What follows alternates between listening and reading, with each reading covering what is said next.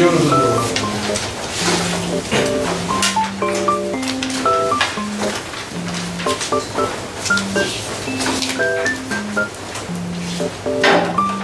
안녕하십니까. 길벗 아카데미 국어과에서 학생들을 가르치고 있는 이현호 선생님입니다.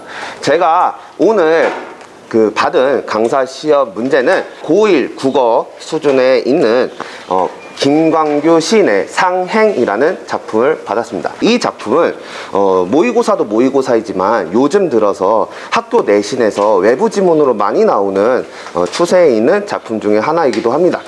현대시 파트에서 외부 지문에서 과거에 나왔던 문제들을 선생님들이 많이 갖다 쓰는 경향이 있는데 그것과 관련해서 학생들이 조금 더 유익 있게 좀 보시면 더 좋을 것 같다는 생각이 듭니다.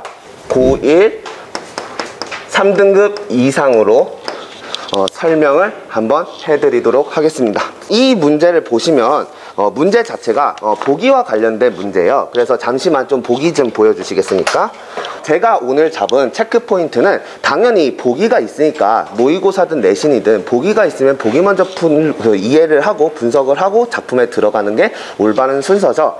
그러니까 먼저 보기에 대한 이해를 바탕으로 해야 되겠다. 그것을 바탕으로 바로 지문과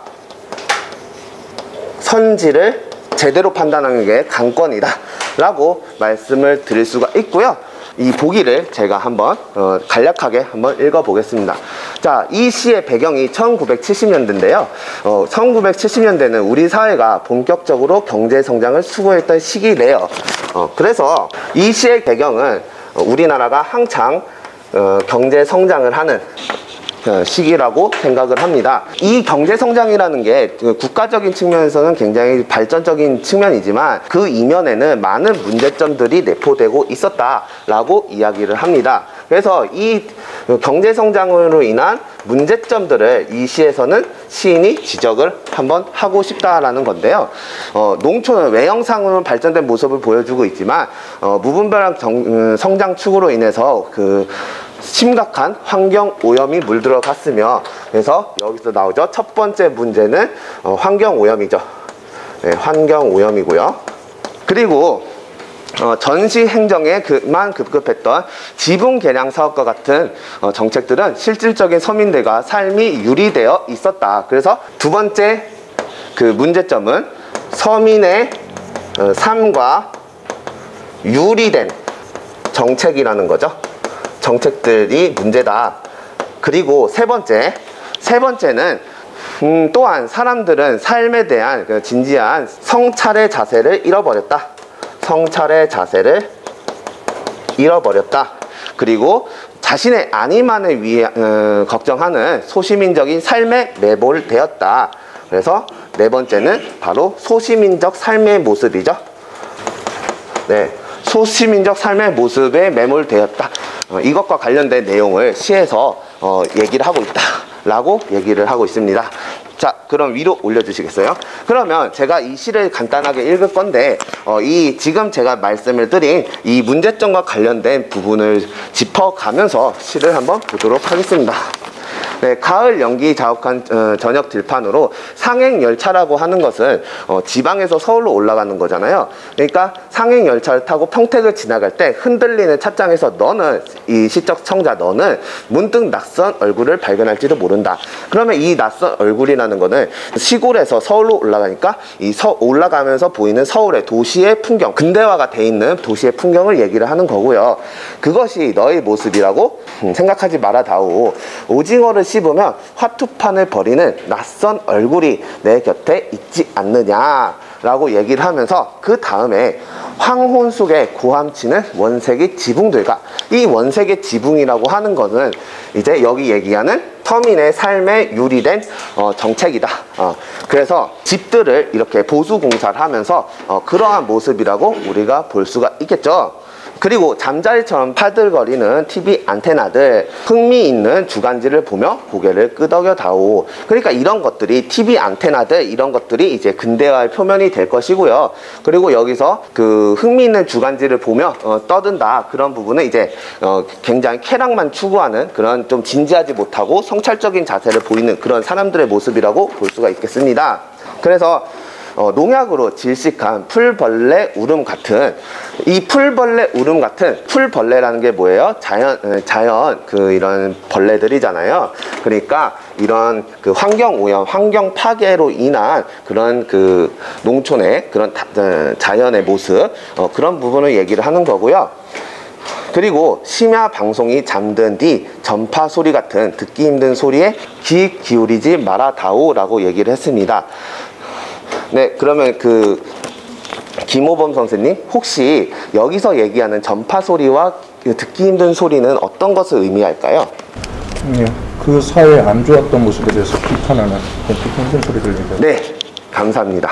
네, 그래서 그 사회 안 좋았던 모습들, 그리고 그런 것들을 이제 비판하는 소리를 여기서 얘기를 하고 있는 겁니다. 그래서 확성기마다 울려 퍼지는 힘찬 목소리와 힘찬 노래와 고속도로 달려가는 자동차 소리는 얼마나 경쾌하냐. 그래서 이런 것들이 근대화의 표면적인 모습을 얘기를 하고요. 그래서 예부터 인생은 여행에 비유되었으니 맥주나 콜라를 마시며 즐거운 여행을 해다오. 그러니까 맥주와 콜라라고 하는 것은 어떻게 보면 서양의 그런 이제 음료잖아요. 우리의 차가 있듯이, 그러니까 이 서양에서 가지고 온 그 음료, 그 근대화된 그런 도시에서 먹는 그런 음료를 얘기를 하는 거죠. 그러니까 어떻게 보면 사람들이 근대화가 되면서 그 소비적인 그런 소시민적인 삶을 상징하는 그런 그 시어라고 볼 수가 있고요. 되도록 생각하지 말아다오. 그래서 놀라울 때는 다만 라고 말해다오. 보다 긴 말을 하고 싶으면 침묵해다오. 그래서 침묵이 어색할 때는 오랫동안 가뭄 날씨에 관하여, 아르헨티나 축구 경기에 관하여, 성장하는 GMP 증권 시세에 관하여 이야기해다오. 여기 얘기하는 이 세 개는 어떻게 보면 별 의미 없는 잡다한 이야기죠. 그렇지만 현대인의 입장에서 현대인이 그런 그 자신만의, 그러니까 안위만을 추구하는 그런 삶의 모습들, 그것과 관련된 이야기라고 볼 수가 있을 것 같아요.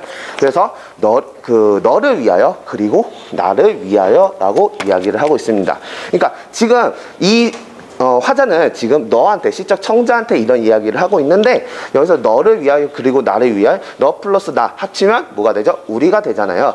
그러니까 이 화자가 얘기를 하고 있는 것은 이 대상의 확장을 일으키면서 결국에는 이러한 그 경제 성장을 통해서 얻어지는 우리들의 문제가 개인의 문제뿐만 아니라 오히려 사회 전반적인 전체의 문제점을 얘기한다. 그런 거를 부각하고 싶다라는 메시지를 담고 있는 시다라는 것을 알 수가 있습니다. 네, 그러면 지금 3분을 잡고 여기 있는 문제들을 한번 풀이를 한번 해보도록 하겠습니다. 네. 1번 선지인데요. 1번 선지에서는 황혼 속에 고함치는 원색의 지붕들은 서민들의 실질적인 삶과 분리된 채 전시 행정만을 급급했던 결과물이군 이라고 돼 있어요. 그래서 여기 보기에 보시면 네 번째 줄에 보면, 세 번째, 네 번째 줄에 보면 정시 행정에 급급했던 지붕 개량화 사업과 같은 정책들, 이것이 바로 여기에 얘기하고 있는 황혼 속에 고함치는 원색의 지붕들을 얘기를 하기 때문에 이것은 이제 서민들의 실질적인 상관에 분리된 채 정시 행정만을 급급했던 결과물에 해당이 됩니다. 그래서 이거는 맞는 얘기가 되겠고요. 그리고 두 번째 보면 흥미있는 주간지라고 하는 것은 삶에 대한 진지한 선찰이 없이 세속적인 문제에만 관심을 갖는 사람들의 모습을 보여주는 것이겠군. 그래서 제가 이 작품을 얘기를 하면서 이것은 이제 사람들이 쾌락만 추구하는 그러한 현대인들의 모습을 얘기를 한다고 했습니다. 그러니까 여기서 얘기하는 그 쾌락만 추구하는 그러한 모습이 삶에 대한 진지한 성찰이었고, 그런 세속적인 문제에만 관심을 갖는 현대인들에 대한 비판적인 모습이라고 볼 수가 있겠죠. 그래서 이것도 맞고요. 세 번째 선지를 보시면 풀벌레 울음은 환경 오염에 방치한 채 경제 성장만을 우선시하던 당대의 사회적 분위기가 만들어낸 부작용이겠군. 그래서 풀벌레 울음 소리는 이 환경 파괴, 그 근대화로 인해서 일어난 문제점 중에 환경 파괴, 환경 오염과 관련된 이야기, 문제점들을 부작용들을 얘기를 하고 있기 때문에 3번도 역시 맞는 얘기가 되겠습니다. 그리고 4번을 한번 보시면요. 맥주나 콜라는 당시 사회가 내포하고 있던 많은 문제점들 중에서 문제점들을 포괄하여 집약적으로 제시하는 것이겠군. 그래서 집약적이라고 하는 것은 이제 하나로 모아서 이렇게 다 그 내용을 이렇게 얘기를 하는 것을 말을 하는데, 여기서 얘기하는 맥주나 콜라는 제가 여기 적은 4가지 문제점 중에서 소시민적인 삶의 모습, 그러니까 그 소비적인, 그 소시민적인 그 삶의 문제, 그 삶의 그 모습들, 이런 문제점들 중에서 극히 일부인 것이다. 그러니까 많은 문제점들이 있는데 그 중에서 일부가 이러한 문제점을 가지고 있다. 일부로 얘기를 하기 때문에 이 맥주와 콜라라는 게 그 많은 문제점을 포괄을 해서 그거를 집약적으로 모아서 얘기를 한 거라고는 볼 수가 없기 때문에 이거는 틀린 얘기가 되겠습니다. 그래서 답은 4번이 되겠고요. 5번 선지를 보면 답은 골랐는데 5번 선지도 한번 잠깐 빠르게 보면요. 네, 여기서 성장하는 GNP와 증권 시대, 이거는 머니를 얘기를 하는 거잖아요. 그러니까 현대인들의 그 자신만의 안위만을 추구하는 그런 소시민적인 삶의 한 단면을 보여주고 있는 그러한 부분을 얘기를 하고 있는 것이 맞습니다. 그래서 답은 4번이다 라고 도출을 할 수가 있고요. 그러면 이 문제와 관련해서 출제율과 난이도는 어떻게 되는지 설정을 한번 해보도록 하겠습니다. 그래서 먼저 출제율을 먼저 얘기를 하면요. 이 국어에서 이 현대시 문제에서 다른 문학 그 영역들도 마찬가지이지만 보기 문제는 거의 100% 나온다고 얘기를 해도 과언이 아니에요. 그래서 극단적이어도 괜찮을 것 같습니다.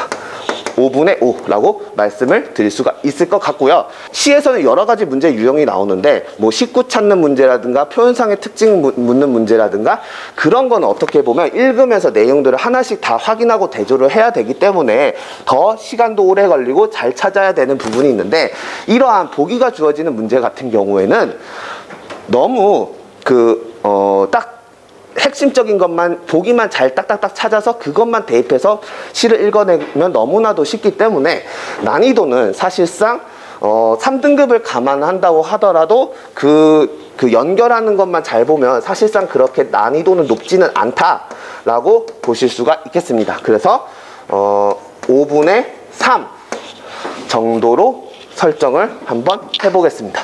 저의 내용은 여기서 마무리를 짓겠습니다.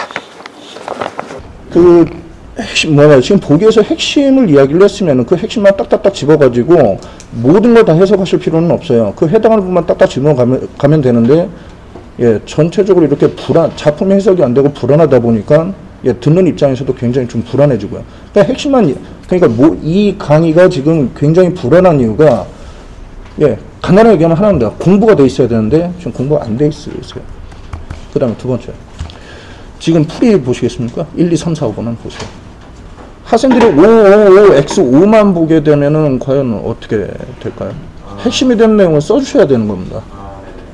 그러니까 가끔가다 너무나 명확한 경우에는 그냥 5X만 치고 갈 수도 있겠지만은 모든 선지가 다 5X만 돼 있으면은 이거 학생 입장에서는 이게 뭐야? 이렇게 되는 거고요. 그러니까 문제에 대한 정리가 안 되는 거예요, 전혀.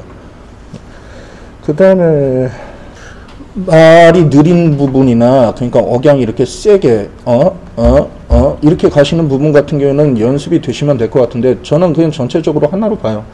이렇게 떨린다라던가 말이 이렇게 잘 가지 못한다던가 이런 부분은 선생님이 자신감이 있으시면, 근데 자신감은 이제 학습하는 데서 오겠죠, 그렇죠?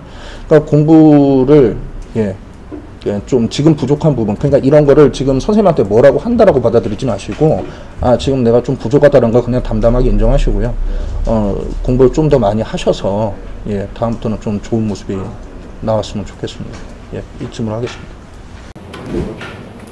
저 이현우 선생은 지금 아침 일찍 좀 1시간 전에 나와서 판서 연습하고 있어요. 아, 네네. 판서 연습하고 지금 김호범 선생이 베테랑 강사니까 지금 이현우 선생은 하나부터 열까지를 배우는 거예요.